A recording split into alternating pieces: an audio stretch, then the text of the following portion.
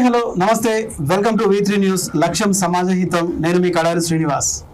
గత వారం రోజులుగా సోషల్ మీడియాలో కానీ క్రైస్తవ సమాజంలో కానీ ప్రవీణ్ పగడాల పాస్టర్ గారి ఉదంతం అది హత్యా ప్రయత్నం అని కొందరు, లేకపోతే అది యాక్సిడెంట్ అని కొందరు, ఇలా విభిన్న రకాల వాదనలు వస్తున్న నేపథ్యంలో కాదు ఇది హత్య అంటూ మీడియా ముందుకొచ్చారు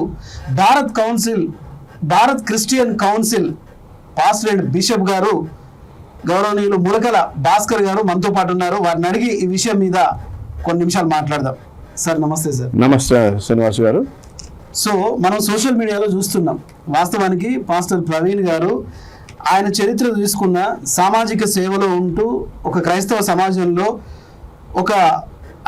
ఒక భిన్నాభిప్రాయాలను తెలియజేస్తూ ఆయన చేసిన మాటల మీదనే ఇలాంటి ఒక హత్య జరిగిందని కొంతమంది అంటుంటే, లేదు ఆయన తప్పదాగి యాక్సిడెంట్ అయి పడిపోయాడని మరికొంతమంది అంటున్నారు.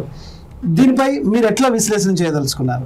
పాస్టర్ ప్రవీణ్ గారు యాక్చువల్గా కడప నుండి వచ్చి హైదరాబాద్కు తన యొక్క జీవితం అంతా కూడా హైదరాబాద్లో ప్రారంభించాడు. హైదరాబాద్ నుండి అమెరికా దేశానికి వెళ్ళి అక్కడ బాగా చదివి, లేకపోతే బాగా సాఫ్ట్వేర్ కంపెనీ కూడా అక్కడ ఏర్పాటు చేసి, ఆ సాఫ్ట్వేర్ కంపెనీ ఒక పెద్ద భవనాలు లేక ఇల్లు కూడా కొనుక్కొని, మరి భారతదేశంలో వెళ్ళాలి, నేను దేవుని సేవ, యేసు ప్రభు సేవ చేయాలి, అనేకులకు బైబిల్ సత్యాన్ని నేర్పాలి అనేటువంటి సత్యంతో అక్కడ ఉన్నటువంటి హైదరాబాద్కు, అంటే అమెరికాలో ఉన్నటువంటి ఆయన ఇల్లు కూడా అమ్మివేసి ఆ సాఫ్ట్వేర్ కంపెనీ కూడా దానికి గుడ్ బై చెప్పి హైదరాబాద్కు వచ్చి ఈ యొక్క క్రైస్తవ సేవకుడిగా, ముఖ్యంగా పాస్టర్గా, చాలామంది ఆయన పాస్టర్ కాదు అని వాదిస్తూ ఉన్నారు. దయచేసి గమనించండి, ఆయన ప్యూర్లీ చర్చ్ని ప్రారంభించిన వ్యక్తి. Is the founder shalom fellowship అనేటువంటి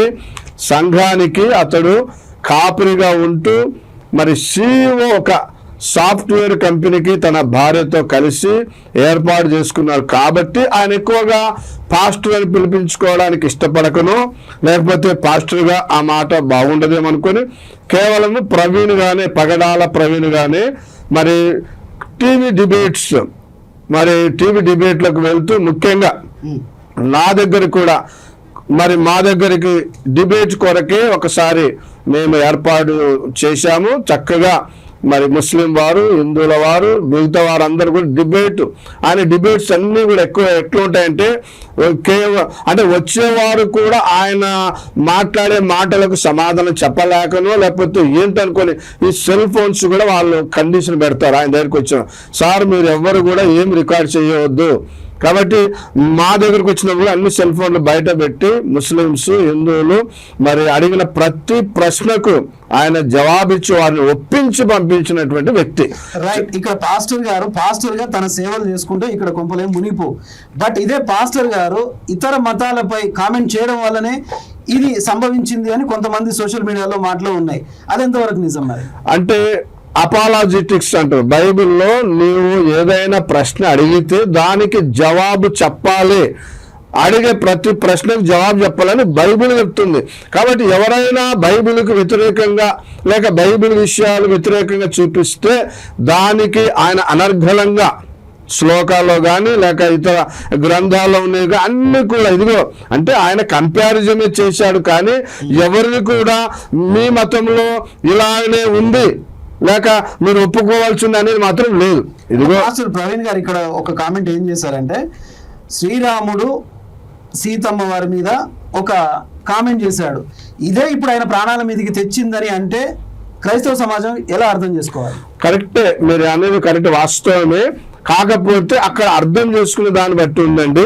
వాళ్ళ గ్రంథాల్లోని ఉన్నది మాత్రమే చెప్పాడు, ఆయన సొంతంగా తెలియజేసింది మాత్రం కాదండి. దయచేసి మరి హిందువులైన వారు లేక శ్రీరాముని నమ్మే దేశంలో అందరూ కూడా మరి దేవుడని భగవంతుడని పూజ చేస్తున్న వారు గమనించండి, ఆయన ఎట్టి పరిస్థితుల్లో కూడా కించపరిచినట్టు కాదు, కానీ మీ గ్రంథంలో ఎలా ఉందని మాత్రమే చెప్పగలిగాడు, కానీ అది వేరే రకంగా తీసుకోవడం జరిగిందండి. ఒక పాస్టర్ ప్రవీణ్ మీదనే కాదు, గతంలో చూసుకుంటే హిందూ మతం మీద కామెంట్ చేసిన వాళ్ళని ఎవరైనా సరే, ఉదాహరణకు బైరి నరేష్ ఉన్నారు, ఆయన కూడా ఒక అయ్యప్ప స్వామి మీద ఒక కామెంట్ చేయగానే అక్కడ కూడా ఆయనపై దాడి జరిగింది, ఆయనపై కేసులు కూడా పడ్డాయి.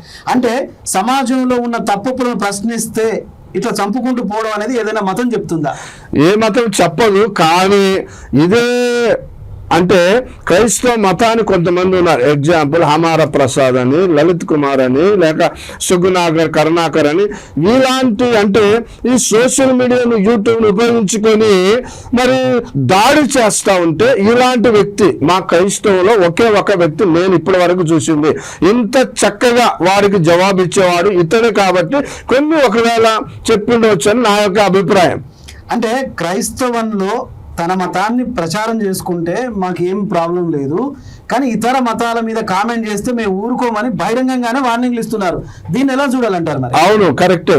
ఆయన చెప్పేది ఏంటంటే మా గ్రంథంలో లేక మా బైబిల్లో ఎగ్జాంపుల్ ఒక స్త్రీ గురించి చెప్పాడండి. స్త్రీని మా యొక్క గ్రంథంలో లేక మా బైబిల్లో మా సిద్ధాంతంలో ఓపెన్ గా రావచ్చు లోపలికి, కానీ అదే ఇస్లాం గ్రంథంలో కానీ లేక ఇతర వాటిలో కొంచెం రిస్ట్రిక్షన్ ఉంది అని కంపారిజన్ మాత్రం చెప్పాడు, కానీ దానిని వేరే రకంగా తీసుకోవడం జరిగింది. అదే అండి అసలు విషయం. ముస్లింలు కానీ హిందువులు కానీ తప్పుగా ఆయనను అర్థం చేసుకున్నారని మీరు ఒకవేళ బాగా చూస్తే ఆయన నవ్వుతూ చక్కగా ఈ గ్రంథంలో ఇలా ఉంది, ఈ గ్రంథంలో ఇలా ఉంది, కానీ నా గ్రంథం నేను నమ్మిన నా యేసయ్యలో మరి మీరు అందరూ రావచ్చు అనే ఆ కంపారిజన్ మాత్రం చేశాడు, కానీ ఎట్టి పరిస్థితులు వారు విమర్శించినట్టు కాదండి. లో కూడా చూసుకుంటే బ్రదర్ షరీఫ్ ఉన్నాడు. బ్రదర్ షరీఫ్ కూడా పాస్టర్ ప్రవీణ్ పగడాల గారి అంత్యక్రియలో పాల్గొన్నప్పుడు కూడా ఒక ఉద్వేగభరితంగా ఆయన ప్రసంగం కూడా, అంటే మానవత్వం చచ్చిపోతుంది అని చెప్పేసి ఒక మాట కూడా అన్నాడు.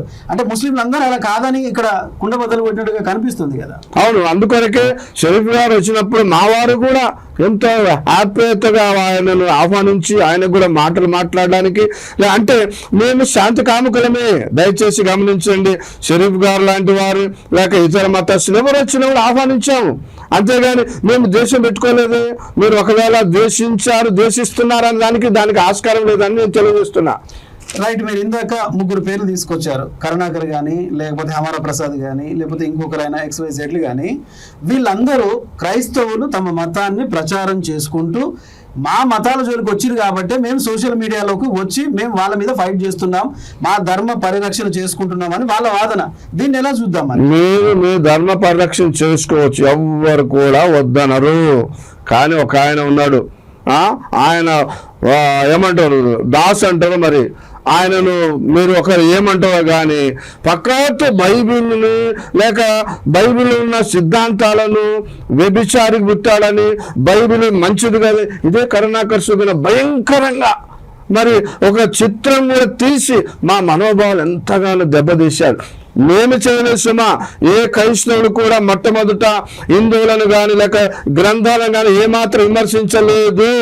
వాళ్ళు చేసిన దానికే మేము లేక మా వాళ్ళు కూడా కౌంటర్ ఇచ్చారే తప్ప వాళ్ళు కించపరిచినట్టు కాదండి. అయితే ఇప్పుడు ప్రవీణ్ పగడాల గారిది హత్య అంటారా? ఎస్, 100% హత్య అని నేను మాత్రమే కాదు, మా క్రైస్తవ జనాభా ఎంతమంది ఉండే నేను చూస్తున్న గత వారం రోజు చిన్న పిల్లవాడిని మొదలుకొని ముసలి వారి వరకు కూడా నమ్మేది. ఇక్కడ ఒక మాట చెప్పాలి, మీరు ఏమనుకోవద్దు. మరి మన తెలంగాణ లేక తెలుగు రాష్ట్రాల్లో ఒక మహానుభావుడు అంటే రాజశేఖర రెడ్డి గారు అని అందరికీ తెలుసు. ఆయన చనిపోయినప్పుడు ఎంత బాధ అనుభవించామో, అన్నం తినలేక లేక బాధను, అలాంటి సేమ్ ఫీలింగ్స్ ఒక్క ప్రవీణ్ విషయంలోనే చూస్తున్నాము. హిందువులు కూడా ఇతర మతస్థులు అడుగుతా ఉన్నారు, ఏంటయ్యా అనేది హత్యనా యాక్సిడెంటా లేకపోతే ఏంటని నన్ను కూడా చాలా మంది ప్రశ్నించారు. కాబట్టి నేనేమంటున్నా అంటే మా వారు లేక క్రైస్తవ జనాభా అందరూ కూడా ఎక్కువ శాతం నమ్మేది అది హత్య అయి ఉంటుంది అని అనుమానమే. దయచేసి ఇంకా పోస్ట్ మార్టం రాలేదు కాబట్టి మేము డిక్లేర్ చేయదలుచుకోలేదు, హత్య అని నమ్ముతున్నాం. రైట్. ఈ హత్య అయితే ఇది ఎవరు చేయించారు, ఎవరు చేశారు అనేది మీకు ఏమైనా ఆరోపణలు కానీ అనుమానం కానీ ఉన్నాయా? ఎవరు చేశారు హత్య అంటే? ఈ మధ్యలో ఆయనకు చాలా థ్రెట్స్ ఉన్నాయని ఆయన ఫేస్బుక్ ద్వారా మీరు అన్నారు, ఇంతకుముందు ముస్లిం వాళ్ళు తీసుకొచ్చారు, షమి అనే వ్యక్తి మరి నీ కళ్ళు బీకుతాం, నీ నాలుక కోస్తాం అని చెప్పేసి అంటే ఆయన ఇస్లాం మతాన్ని అనడానికి బదులు ఒక మహమ్మద్ ప్రవక్త అన్నాడు. అక్కడ ఒక చిన్న పొరపాటు జరిగి 24 గంటల లోపల మీరు కానీ క్షమాపణ చెప్పకపోతే నీకు ఇలా చేస్తామంటే నిజంగా అండి ఎంత తగ్గింపు అంటే ప్రవీణ్ గారిది 24 గంటల లోపలనే క్షమాపణ చెప్పాడు. ఇదిగో నా ఒకవేళ పొరపాటు అయింది, షమి గారు నన్ను క్షమించండి అని అంత మంచి స్వభావి ఎవరు ప్రవీణ్ పగడాల. షమి గారు కూడా నేను అన్నాను కానీ నేను చేయలేదు అని చెప్పి ఆయన కూడా సమాధానం సారీ చెప్పుకున్నాడు. అంటే మొత్తానికి మన తెలంగాణ రాష్ట్రంలో కానీ, తెలుగు రాష్ట్రంలో కానీ, భారతదేశంలో కానీ క్రైస్తవ సమాజం, క్రైస్తవులో ఇంతమంది పాస్టర్లు, ఇంతమంది బిషప్లు ఉన్నా ఒక పాస్టర్గా బిషప్గా మీరు చేస్తున్నారు. ఇంతమంది మీద దాడి జరిగింది ఒక ప్రవీణ్ పగడాల గారి మీదనే ఎందుకు ఈ దాడులు జరుగుతున్నాయి? లేకపోతే ప్రశ్నించే వారిపైన పూర్తిగా ఇట్లా దారుణాలు జరగాల్సిందేనా? అంటే ప్రజాస్వామ్యంలో ఉన్నామా మనం, లేకపోతే ఒక మత ఛాందసవాద రాజ్యంలో ఉన్నామా అంటే మీరేం చెప్తారు? అంటే 100లో ఒకే ఒకడు ఉన్నాడు ప్రస్తుతానికి. ప్రశ్నలకు జవాబు, అపాలడీస్ అంటారు దాన్ని. ప్రశ్నిస్తే జవాబిచ్చి ఖచ్చితంగా మా గ్రంథంలో ఏది ఉందని ఒప్పించేవాడు ఒక్కడే వాడు ఉన్నాడు కాబట్టి వాడిని ఎలాగైనా హతము చెయ్యాలని ఒకవేళ కొంతమంది దుండుగులు మత ఛాందసవాదులు లేక ఇతరులు కంకణ కట్టుకున్నారని నా యొక్క అభిప్రాయం, చాలా మంది యొక్క అభిప్రాయమే. రైట్. ఈ పాస్టర్ ప్రవీణ్ పగడాల గారి హత్యతోనే ఆగుతుందా, లేకపోతే క్రైస్తవ సమాజంలో ఇలా ప్రశ్నించే వారిపైన పూర్తిగా ఇలానే జరుగుతుందా? ఇది నేను చెప్పలేను. ఎందుకంటే ఇప్పుడు కనుక గవర్నమెంట్ సరిగ్గా ఇన్వెస్టిగేషన్ చేసి దోషులు ఎవరో వారిని కఠినంగా శిక్షిస్తే తప్ప లేదా రేపే ఇంకొక శవం కూడా రాబోతుండొచ్చు. రైట్. ఫైనల్ గా చెప్పండి, ఈ హత్య తరువాత క్రైస్తవ సంఘాల్లో ఎలాంటి మార్పు వస్తుంది? ఇక ముందు చేయబోయే కార్యక్రమాలు ఏమంటారు? ఒక్క ప్రవీణ్ పగడాల హత్య ద్వారా లేక ప్రవీణ్ మరణం ద్వారా అన్ని సంఘాలు, ఫెలోషిప్స్, కొన్ని లక్షల మంది మీరు చూస్తారు. ఒకవేళ పిలిపిస్తే కొన్ని వేలు లక్షల మంది రోడ్డు మీదకి రావడానికి సిద్ధంగా ఉన్నారు. అంటే ఐక్యత వచ్చింది. ఒక న్యాయ పోరాటం చేయాలని ఒక ఐక్యత మాత్రం వచ్చిందండి క్రైస్తవులలో. రైట్. ఫైనల్ గా V3 న్యూస్ నుంచి మీరు ఏం చెప్పదలుచుకున్నారు? V3 న్యూస్ నుంచి నేను ఏం చెప్పదలుచున్నా అంటే ఈ యొక్క హత్యకు లేక మరణానికి దయచేసి జోడించి చెప్తున్నా ఈ తెలుగు 2 రాష్ట్రాల ముఖ్యమంత్రులు త్వరగా, ఈ రోజుల్లో ఏముందండి ప్రతి ఒక్కరు ఇట్లా మాట్లాడితే వెళ్ళిపోతుంది ప్రపంచం అంతా. ఈ రోజుల్లో ఏముందండి శాటిలైట్ ఉంది, అన్ని ఏ టెక్నాలజీ ఉంది, రకరకాలుగా ఉంది. ఒక్క నిమిషంలో దోషులు పట్టొచ్చండి. కానీ వారం రోజులు అవుతుందంటే ఏదో ఒకటి దాగి ఉందని నా యొక్క అభిప్రాయం. కాబట్టి త్వరలో పోస్ట్ మార్టం బయటకు తీయండి. ఇంకొక విషయం అండి, సార్ ఏమనుకోవద్దండి, ఎవరైనా పోస్ట్ మార్టం ఒక 24 లేక 40 గంటలు ఇచ్చేసిన తర్వాత ఇన్వెస్టిగేషన్ ప్రారంభిస్తారు. కానీ ఇప్పటి వరకు కూడా ఈ పోస్ట్ మార్టం దాచిపెట్టారు. అందులో ఉందండి రహస్యం అని చాలా మంది అంటున్నారు. కాబట్టి V3 న్యూస్ ద్వారా నేను తెలియజేసి త్వరలోనే ఏదైనా కానీ, అది హత్య కానీ లేక ఆత్మహత్య కానీ లేకపోతే యాక్సిడెంటే కానీ ఏదో ఒకటి తేల్చండి. తెలిసిన తర్వాత మావారు లేక మనవారు మనందరం కలిసి ఏం ఆలోచించాలో ఆలోచిస్తామండి. Right. Thank you sir, V3 న్యూస్కి వచ్చి మీ సమయాన్ని కూడా కేటాయించారు. రైట్. చూస్తున్నాం కదా పాస్టర్ ప్రవీణ్ పగడాల గారి మరణం, ఇది మరణం కాదు, అది హత్యే. దీని మీద పోస్ట్ మార్టం రిపోర్ట్ త్వరగా రావాలి. ఇరు రాష్ట్ర ప్రభుత్వాలు జోక్యం చేసుకోవాలి. ప్రతి విషయంలో కూడా ఒక న్యాయబద్ధమైన రిపోర్ట్ వస్తే కనుక మేము కూడా శాంతియుతంగా ముందుకు పోతాం.